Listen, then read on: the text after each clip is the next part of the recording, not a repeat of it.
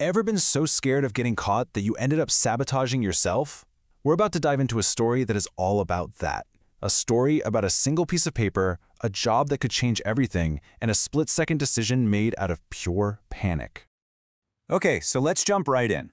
Picture this, Twickenham Stadium in London. The energy is electric. You've got the roar of the crowd, and literally thousands of fans are flooding in for a huge rugby match. It is pure, glorious chaos. But for the guy at the center of our story, an undocumented worker, all this chaos, well, it's a golden opportunity. You see, he's part of the cleaning crew, and their job is as big as the mess these fans are about to make. This is where it all begins. Now, the task itself sounds simple, right? Cleanup. But it's incredibly intense. The second the match ends and the crowds clear out, his team has to swoop in and make the entire place spotless. We're talking a full-on race against the clock, a battle of brooms and trash bags against a tidal wave of garbage. So, why is this one day, this one job so important? Because it's a public holiday, and that means the crew gets triple pay. Not double, triple. For someone living on the edge, a payday like this isn't just a bonus. It's like winning the lottery. It's breathing room. It's a chance to finally get a little bit ahead. But just as he's imagining what he's going to do with all that money, the whole vibe shifts. That feeling of opportunity just evaporates, and a sense of dread starts to creep in. The world he's carefully built is about to get shaken, hard. The work car pulls up, but it's not the usual ride to the job. The driver hits him with a bombshell. Two of their co-workers have just been identified as undocumented, and just like that, the spotlight is on everyone. The comfortable anonymity of the crew is gone, and now there's just suspicion.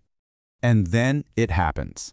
The moment every undocumented worker absolutely fears. He gets pulled off the street and told the manager wants to see him. In his office. You just know this isn't going to be a friendly chat. The safety of blending in has completely vanished. The manager doesn't waste any time. He gets straight to it, asking for a national insurance number. You know, the one key document that proves you're allowed to work in the UK. And of course, it's the one thing our narrator doesn't have. He tries to bluff his way through it, saying, "Yeah, of course I do." But the manager calls his bluff. Great, bring it in tomorrow. An ultimatum. He has less than 24 hours to produce a document he can't possibly get legally. If he can't, he doesn't just lose the triple payday. He loses the best job he's ever had. So with the clock ticking and everything on the line, he does the only thing he can think of. He turns to the underground world of forged documents. He heads straight for Stratford Station, a place known for this kind of thing. He finds the forgers and hands over £150, which is a massive amount of money for him.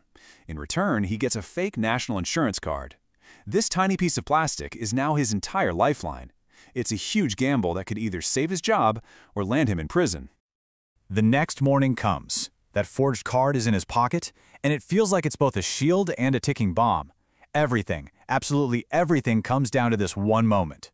It's the same driver from yesterday. He pulls up, no small talk, just one simple demand. Give me the insurance number. The time for thinking is over. It is now or never. And right here, in this critical moment, the paralyzing power of fear just takes over. He has the solution, a risky one, for sure, but it's literally in his hand, and his courage just disappears. All he can picture is them inspecting the card, realizing it's a fake, calling the police. The risk just feels way too big. So in that split second, he says he doesn't have it. Believing he's completely cornered, that he has no other choice, he makes a snap decision. He pulls out his phone, calls the office, and quits. Just like that. He walks away from the job, the stability, and that incredible triple payday he was so close to earning.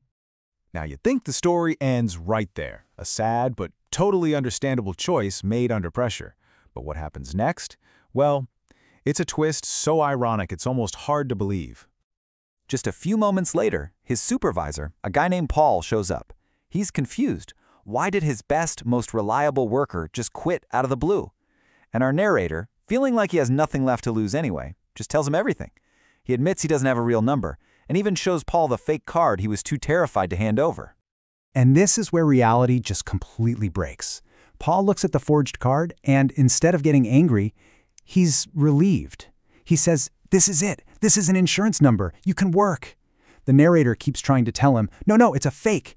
But Paul just waves it off like it's no big deal. And in that moment, the devastating truth just hits him like a ton of bricks.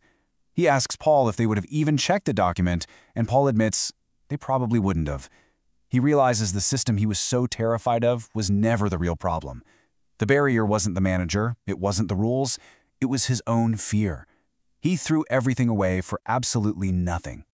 And the story ends with one last, absolutely unbelievable twist. A few weeks later, Paul, the supervisor, calls him up. Why? His daughter got her driver's license taken away, and he wanted to know if the narrator could help him get a fake one for her. The very gatekeeper of the system he feared was totally willing to use the exact same back channels himself. This whole story is just such a powerful example of how the prisons we build in our own minds, out of our own fears, can be so much more restrictive than any external reality.